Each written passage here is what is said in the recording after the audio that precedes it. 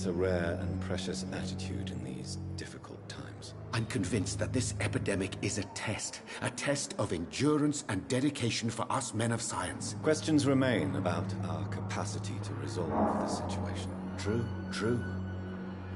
Last summer, during the first wave of the epidemic, I used to joke with Milton about the extra work. We're not smiling now.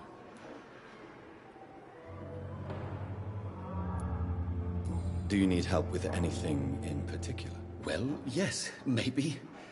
I'm waiting for a batch of products I ordered for my personal research, yet my supplier seems to have vanished. Do you want me to play the errand boy for you? Oh no, Dr. Reed. But if you went personally to his shop, what with your reputation and all, he wouldn't dare to refuse the products I need. I see. Well, give me the address, for I may pass by if I have time.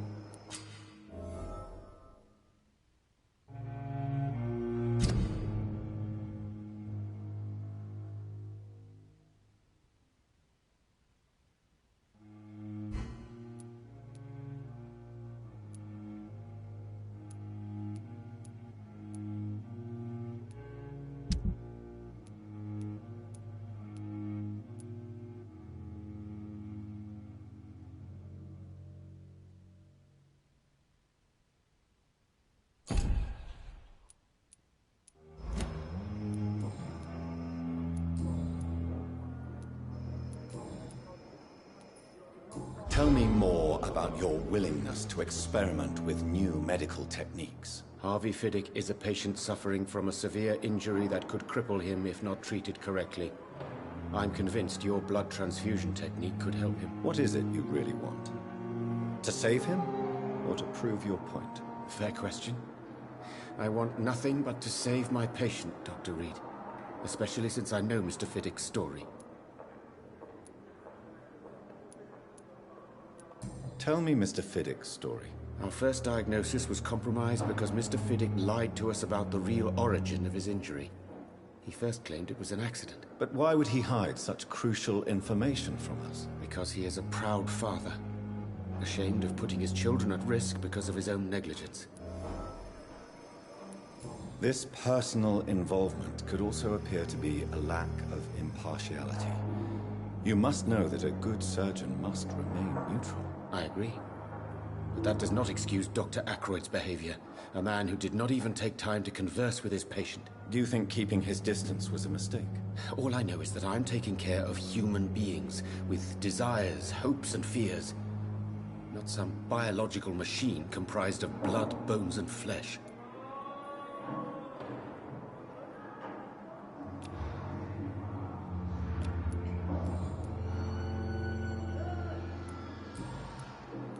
Goodbye, Dr. Strickland.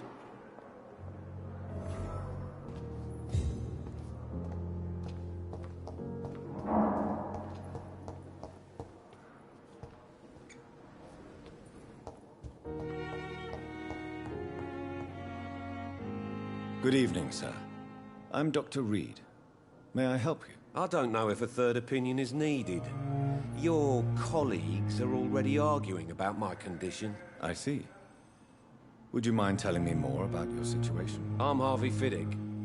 All I want is to get me bloody arm fixed properly. Tell me about your injury, Harvey.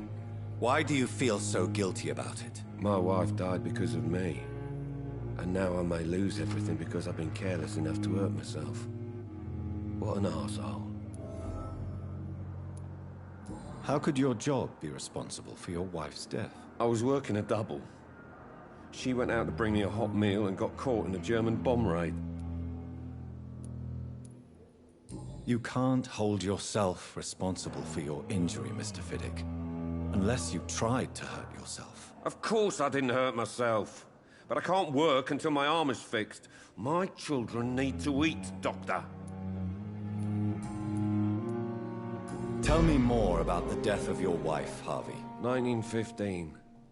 I was in the army, building workshops for the Royal Flying Corps. Helen was happy I wasn't sent to the front.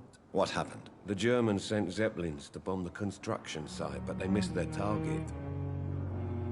My wife was bringing my dinner when the bombs fell.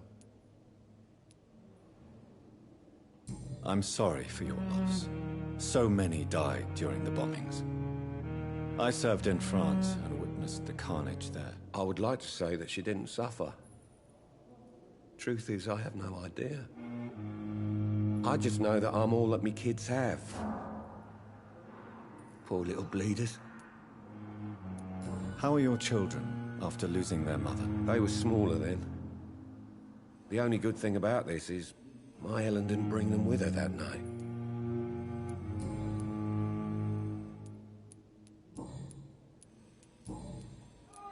Tell me about yourself, Mr. Fiddick. I'm just a regular guy waiting to get his arm fixed, so I can return to work and to my family. I was more curious about what you were doing before being hospitalized. I'm a carpenter, and a good one too.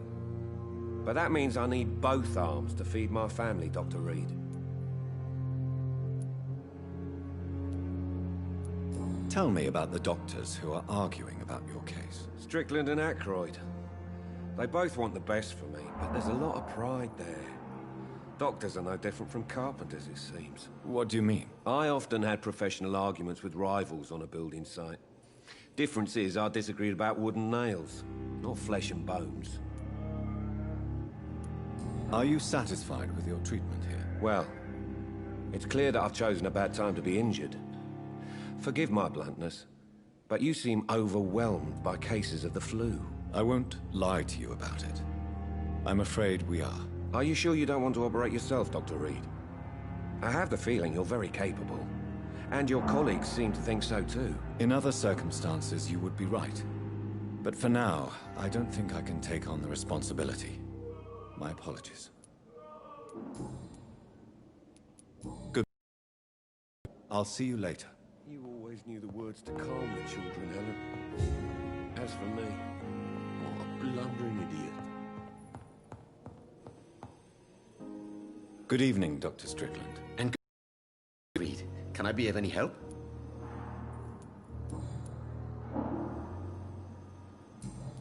Goodbye, Dr. Strickland. I won't let you down, my boy.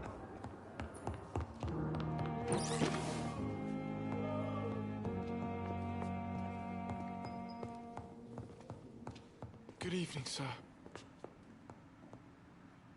Good evening. I'm Dr. Reed. Can I help at all? No, Really? Why are you here, then? I don't want to talk. My throat hurts too much. I suppose that this pain is the reason you're here. Is someone taking care of you? Yes. And no. Could you at least tell me your name, sir? Mortimer. Mortimer Goswick. Tell me about yourself, Mr. Goswick. I don't want to talk, Doctor. How painful is your throat, Mr. Goswick? So painful I'd rather not talk at all, Doctor. I'll let you get some rest, then. Good evening, sir. Doctor.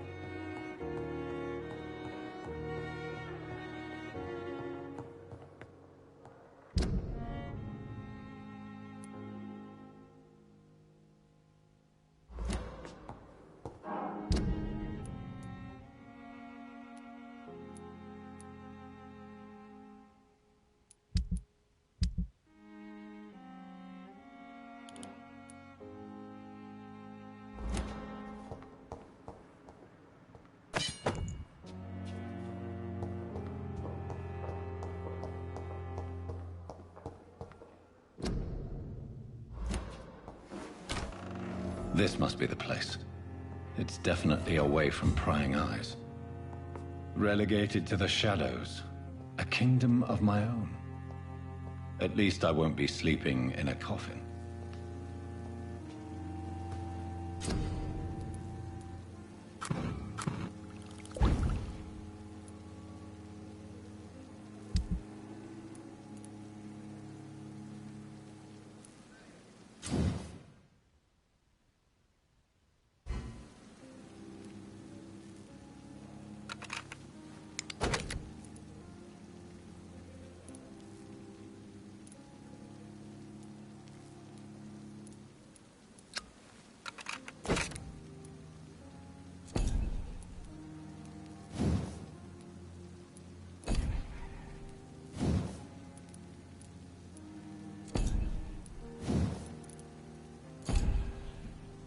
William Bishop's blood is much more unstable than human blood and shows extensive mutation. But this is not what happened to me. I must keep on searching. The sun is about to rise. I can feel it. I'll continue tomorrow night. I have so much time now.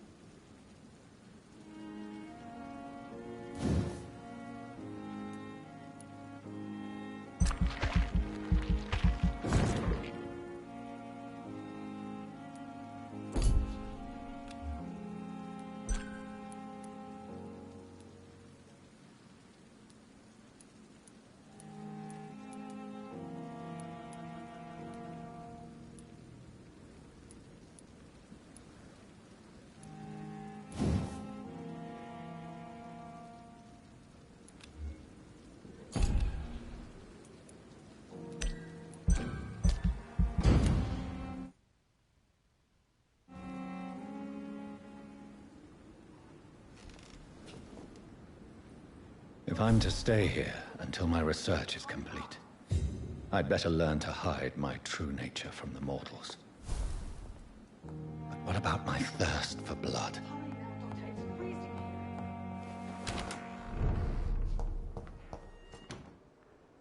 Yes, Nurse Crane? How can I help you? I'm so sorry. I know Dr. Swansea wanted you to rest, but we have somewhat of a crisis. A crisis, you say? Our supply of antiseptics is nearly depleted. I was hoping there was another box up here, but...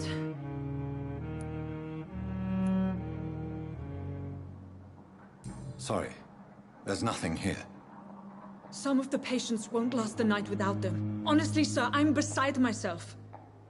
I may have a solution. In France, during the war, drugs shortage was a daily problem, and we had to use our wits to overcome the shortages. However do you mean? If combined correctly, certain household chemical products can be used in a pinch instead. Now, where's the hospital storeroom? The storeroom? Fat chance. This is the Pembroke, and space is luxury we don't have. Everything used to be stored in the old morgue. Perhaps I should look there first. Where is this morgue? It's the large building behind the hospital. You'll need to go in the back door because it's been sealed off for sanitary reasons. Take this key. It opens a small back entrance at the end of a narrow street. The abandoned morgue behind the hospital. A small door at the end of a narrow street. On my way then. Thank you, nurse.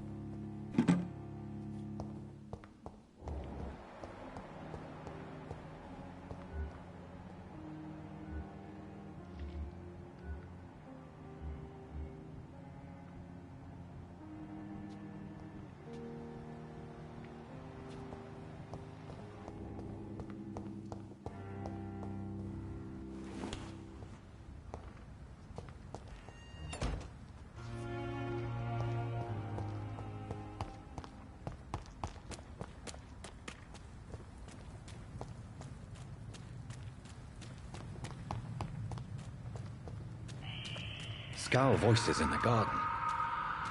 I should investigate. If they were to find somebody...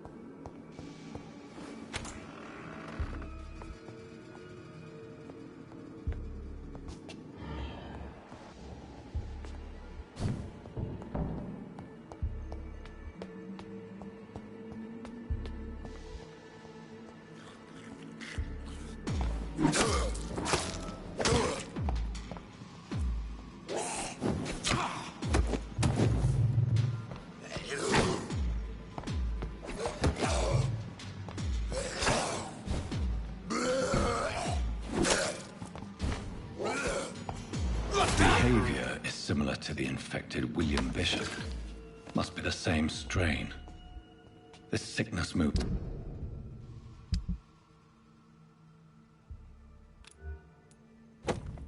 It's faster than influenza.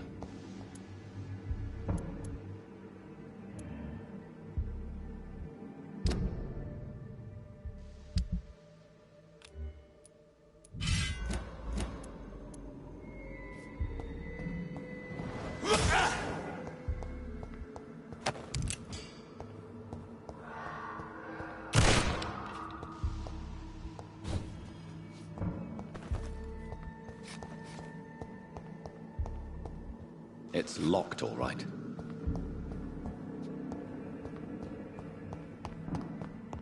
This key will surely grant me access to the basement.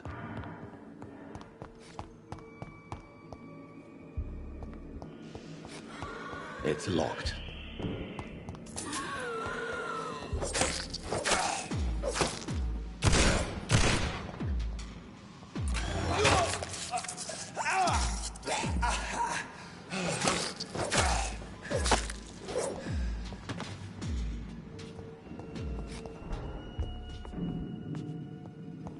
Balls of Mars. Fortifiers. As popular as they are ineffective. But they do contain iron tartrate, and that might prove itself useful.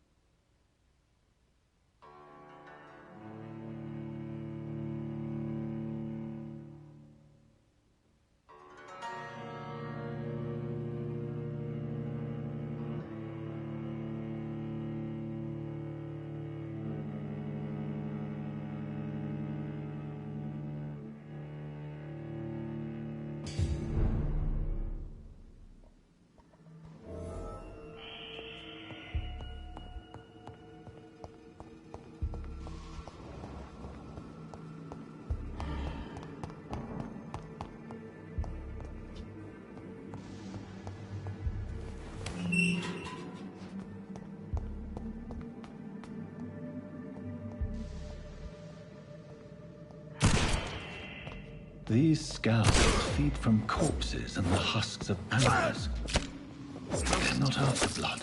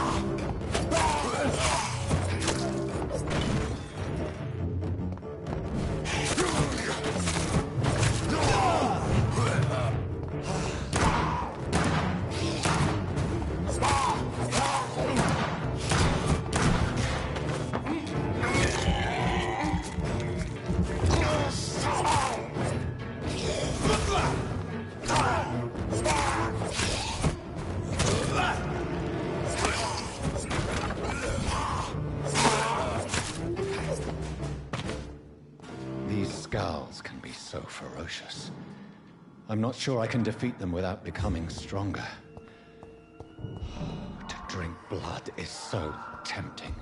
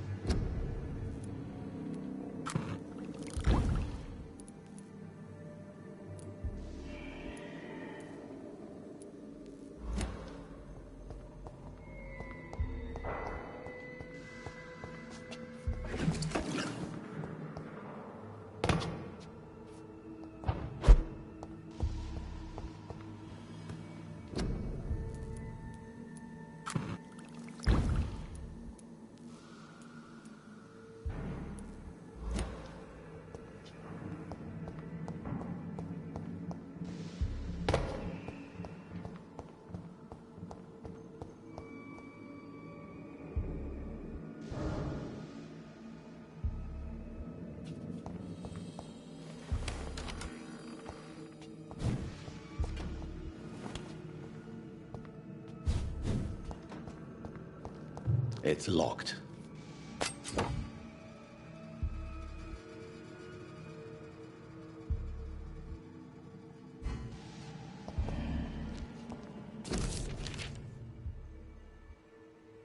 Mr. Connor's injuries don't match the report. I'd better look in. Traces of a pinkish foam at the corner of the lips. Some sort of drug overdose, perhaps? The chest was originally opened to perform the operation. The sutures are clean, but the chest has been reopened. Multiple abrasions and scarring on the arms and legs. Old and distinctive injuries of a sailor or a fisherman.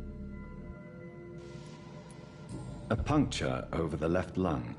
Possibly a chest tube insertion. Not the cleanest work, but I think it was successful. Signs of internal bleeding. So, Dr. Tippett's anesthetics were incorrectly dosed, causing the patient's death. And then he tried to operate on him again. Tippett has made an egregious error. It's time we talked.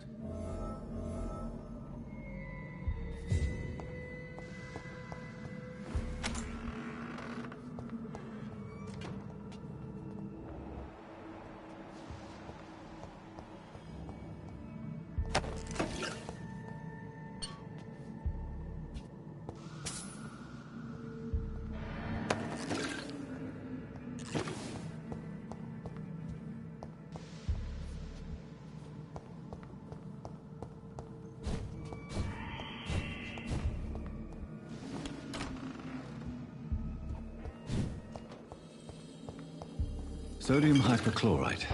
Dangerous to administer, but efficient in the proper dosage.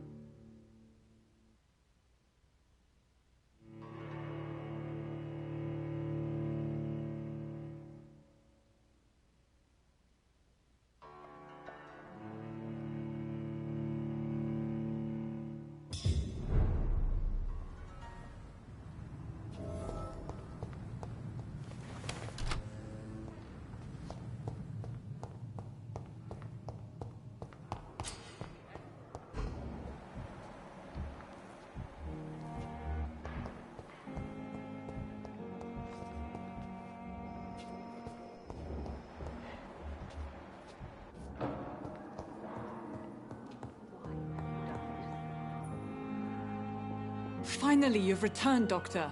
Did you find anything of value? Yes, nurse. You've worked your first miracle, Doctor. Now, this patient here needs immediate treatment. Duty calls. When the storm has passed, I'll show you how to mix the remedy yourself with the same basic ingredients. Many thanks, Doctor. When you've finished, you ought to report to Dr. Swansea in his office. He's been looking for you. Seemed pressing.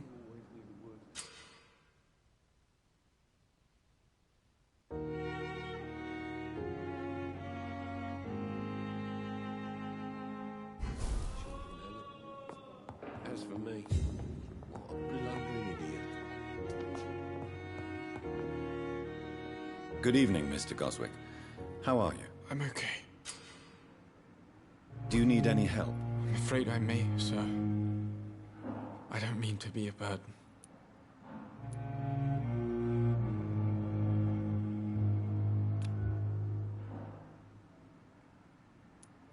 You are not a burden, sir.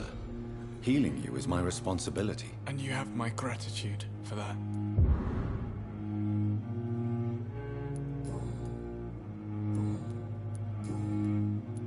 How painful is your throat, Mr. Goswick? So painful I'd rather not talk at all, Doctor. I'm sure you realize a doctor and his patient have to communicate, sir. Would it help if I gave you some paper and a pen? Not really. I see. Then maybe it's not just your throat that hurts, Mr. Goswick. Perhaps your sore throat is just the consequence of something more hurtful. Yes, maybe. But I don't want to talk or even write about it now.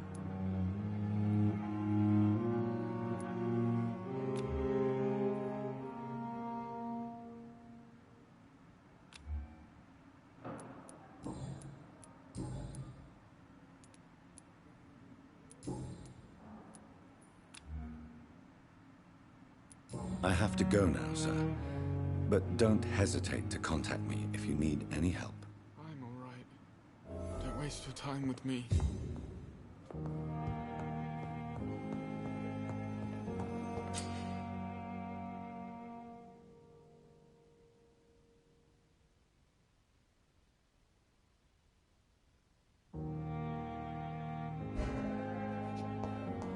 You always knew the words to calm the children, Helen. As for me, what a blundering idiot.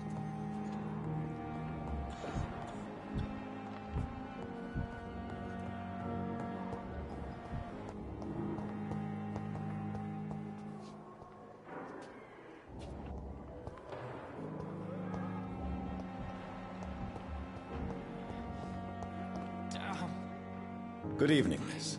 I'm Dr. Reed, the new surgeon at the Pembroke Hospital. And who are you? Your name has no meaning to me, mortal. You're nothing but dust blown by the winds of eternity. I beg your pardon? What are you begging for, mortal? My clemency? Well, tonight maybe I'm inclined to mercy. You'll never forget the night you met Thelma Howcroft. You keep calling me mortal. Why is that? And if I'm mortal, what are you? Well, Dr. Reed, if you must know, I'm a vampire. Do you require my services, Miss Howcroft? I have no need for your medicine, Dr. Reed. Blood is the only drug I need.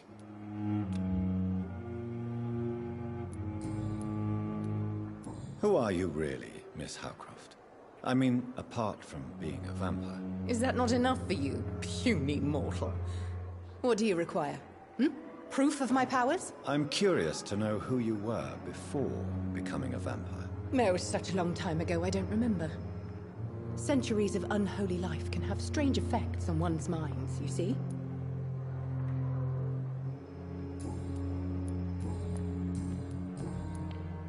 And why do you believe you're a vampire? I don't need to believe anything. It is what I am.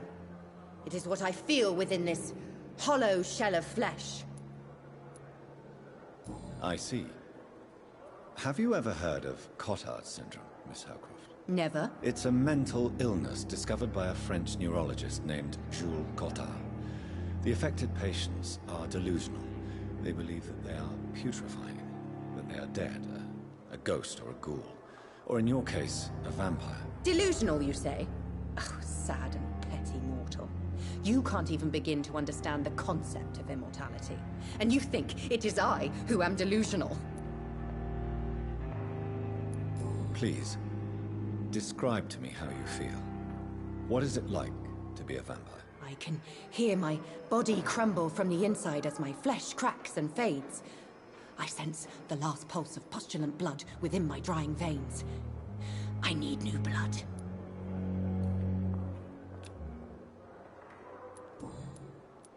I'm assuming you must be a patient here.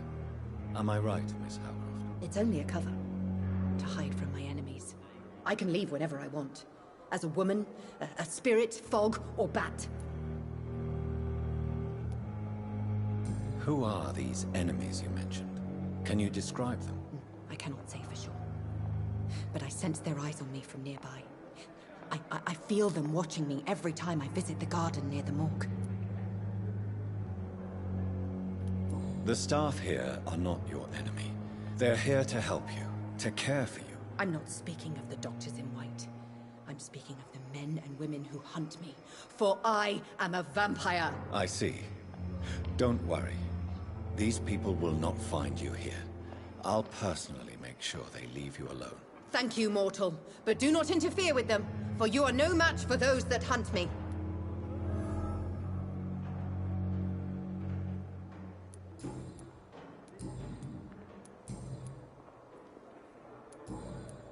I'll leave you, Mistress of the Dark, to your nocturnal activities. Here again.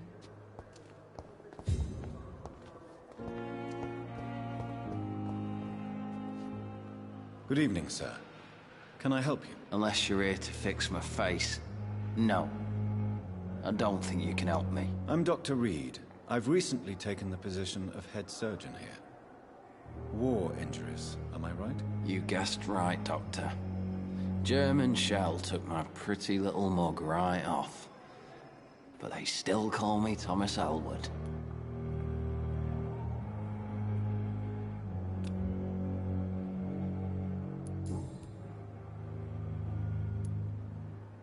How is your stay with us, Mr. Elwood? Oh, it's bliss.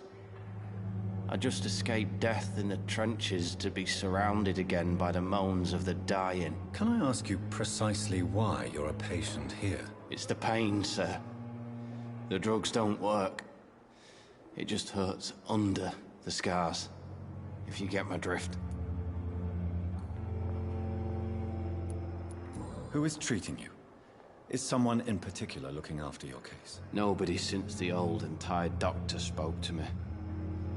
Started to think I was forgotten about.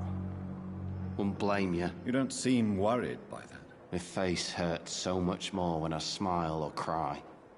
I've learned it's easier not to speak. But be assured I'm smiling inside. Can I do anything for your pain? Nurses gave me a bunch of pills. No effect. Told you. It's like the flames are under my skin, burning away.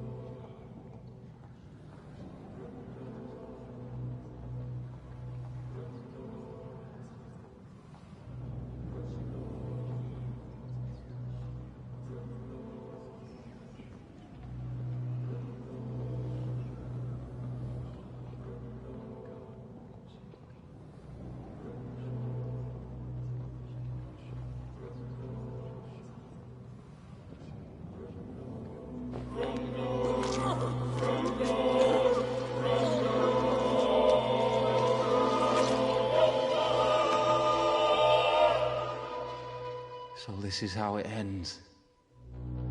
Farewell, my life, you betrayed me, good.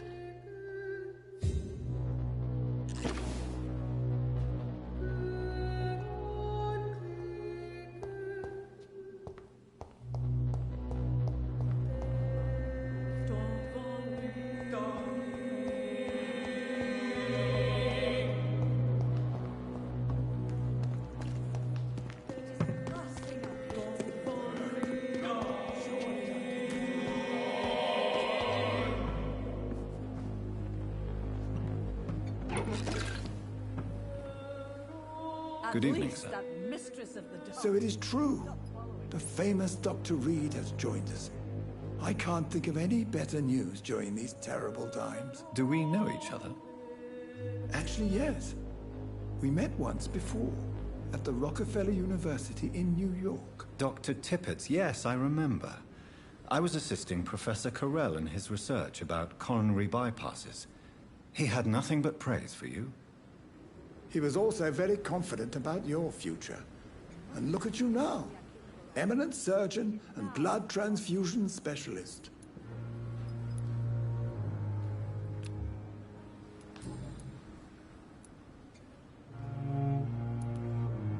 You're exhausting yourself, Corcoran. Maybe you should think about preserving your strength.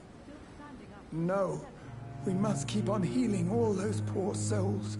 We are the last rampart before chaos. Once more, unto the breach.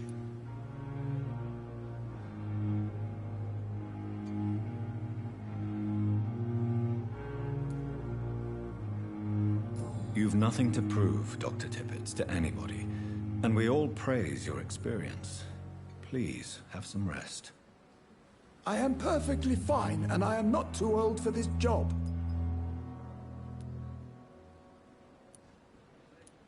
You're exhausting yourself, Corcoran. Maybe you should think about preserving your strength. No. We must keep on healing all those poor souls. We are the last rampart before chaos. Once more, unto the breach. You've nothing to prove, Dr. Tippett, to anybody. And we all praise your experience. Please, have some rest. I am perfectly fine, and I am not... What is the Pembroke Hospital situation? And please, speak freely.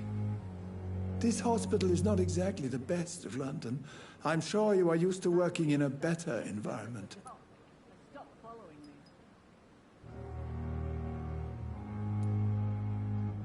I can't say I'm thrilled to be working here. But to be honest, I didn't have much of a choice. Don't be misled by appearances, Dr. Reed. This hospital does not lack talented people. It just lacks hope. What can you tell me about the staff in the hospital? Some are really good, and others are not so good. But during this troubled period, there is no time for slander. I prefer to focus on the positive character traits. Do you need any medical assistance yourself, Doctor? Come on, don't be ridiculous, dear colleague.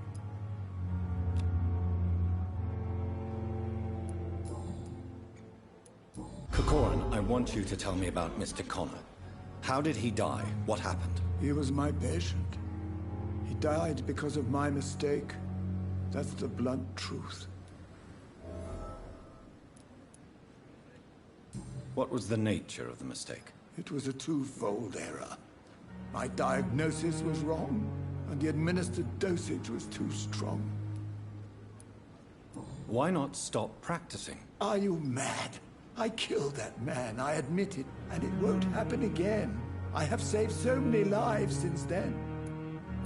Who was this patient? I don't know. Some sick man from the docks, maybe a fisherman. I had no time to talk with him. No one claimed a body.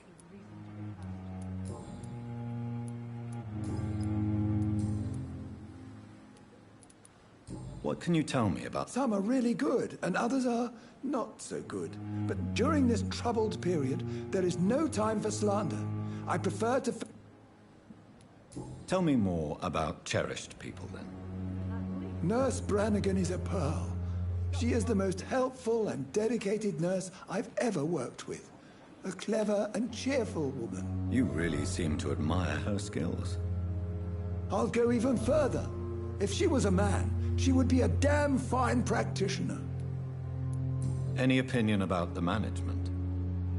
I don't always agree with Dr. Swansea's reserve, but I must admit he does all he can to keep this facility running during this crisis. Ah yes, the burden of command.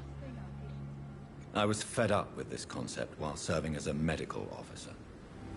Don't get me wrong. Swansea's a good administrator. I just wish he would get out of his office now and again.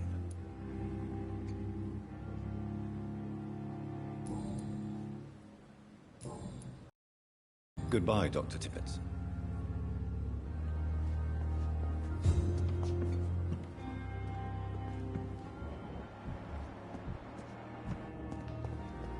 Another night with the glorious battalion of Pembroke. Good evening, Milton. Good evening, Doctor. Still trying to save lives? I have some good news, Milton. What? The epidemic's over? I retrieved your wallet, with all the money and a certain picture. Well, yeah, Pippa Hawkins is my girl. So what? Is it the difference of skin colour that bothers you? Not at all, Milton. Good. Please, take this money anyway. To remind you to keep your mouth shut. Not everybody is as broad-minded as you, Dr. Reed. I'd like to see your goods. Wise choice, Dr. Reed. A reliable gun is what everybody needs these days.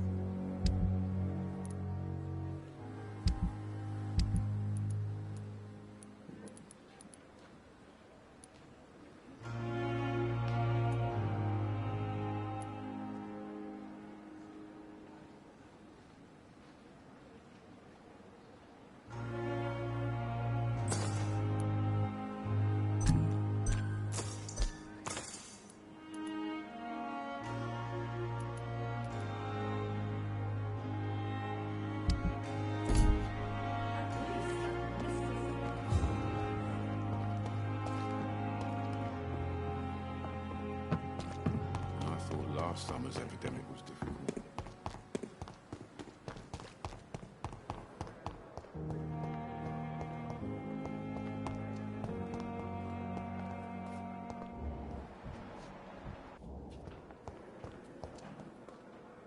Good evening, nurse. Good evening, Doctor. I don't think we've been introduced yet.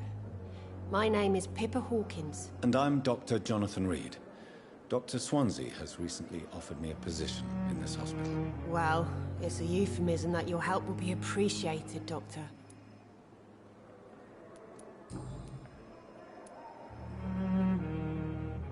How would you describe the situation at the Pembroke Hospital? It's serious. The flu is wreaking havoc amongst the staff and patients. We are running out of everything. You must get a hold of yourself, nurse. Sorry, I'm exhausted. No one has any idea when this epidemic will be over. Nurse Hawkins, the Spanish flu won't last forever. Even the Black Plague didn't kill everyone. I wish I could believe you. But what if this epidemic was worse? What if in the end, nobody was spared? Pepper, I know you're very close to Milton Hooks. Yes, Milton Hooks is my man. If you want to report me for that, just feel free, Doctor. I have no intention of reporting you, Nurse Hawkins. But are you aware of the risks? The rules say I won't be allowed to work as a nurse anymore. But here at the Pembroke, we break rules all the time. Is he worth the risk? Hey, I'm no perfect woman, and Milton is not the finest bloke. But we do our best to get by. That's all any of us can hope for nowadays. How long have you been a nurse? Well, long enough to see that the epidemic is winning. And no matter how qualified you are, don't tell me you'll change that.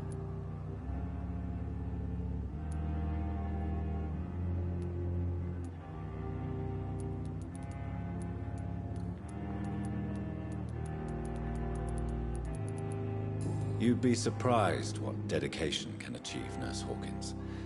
In medicine, sometimes we're just a test result away from a miracle. Sorry, Doctor. I don't want to sound bitter, but I'm just too tired to give a pep talk like Nurse Brannigan. How is the Pembroke staff coping with the epidemic? Well, not well. Milton, the ambulance driver, is even more grumpy than usual, especially concerning doctors.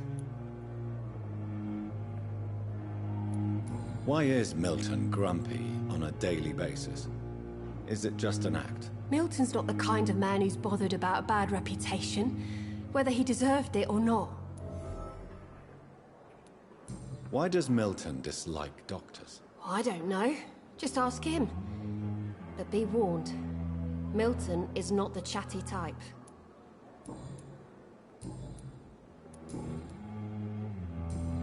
Goodbye, Nurse Hawkins.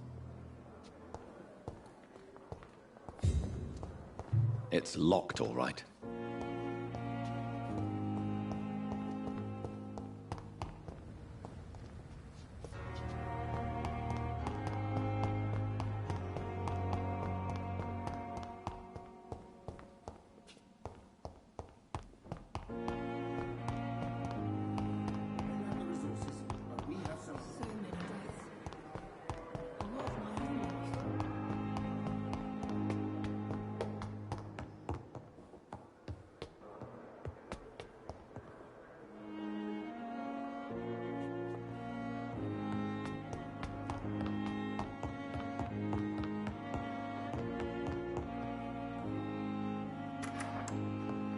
Please, Jonathan, come in.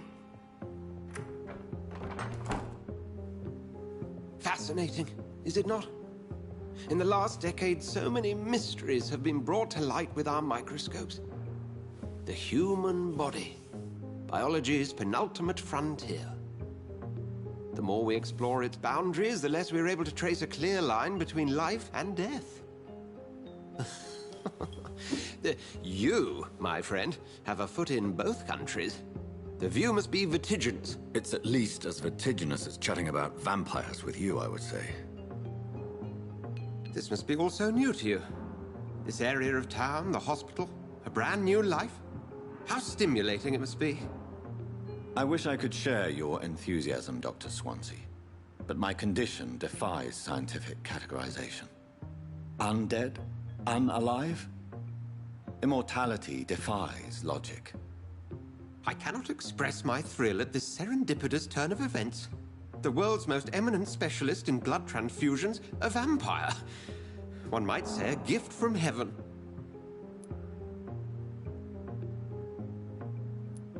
There is an absurd poetry to my situation.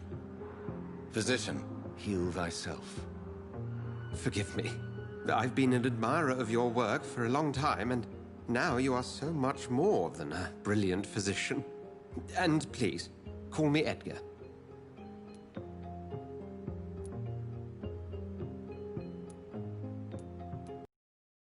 There is no need to apologize, Edgar. You offered me sanctuary when I had none. Very well. I have a task for you.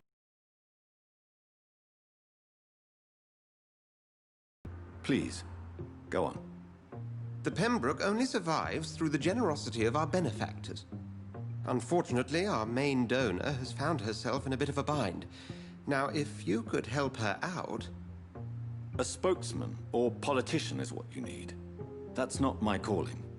And until I come to understand what has happened to me, I require discretion. Discretion is in order, Jonathan. Lady Ashbury has recently received rather indelicate correspondence that, if revealed, would jeopardize her position. And you would like me to eradicate this threat? By the stole, of course not. I would just like you to pay her a visit. Her ladyship is certainly near the tents outside, tending the sick. You can't miss her. Look for someone impossibly delicate. Accepted. I'll see what kind of trouble Lady